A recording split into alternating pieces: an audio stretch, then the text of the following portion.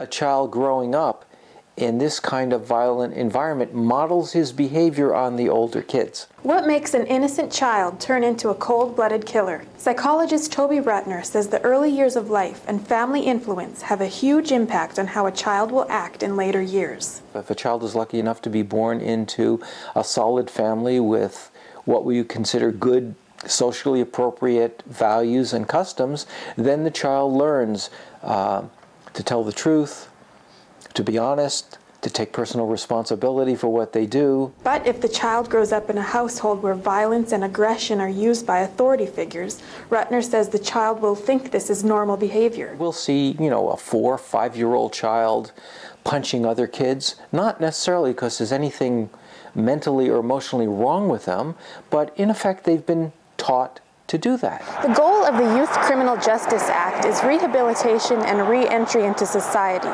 In some cases, the youth may be sentenced as an adult.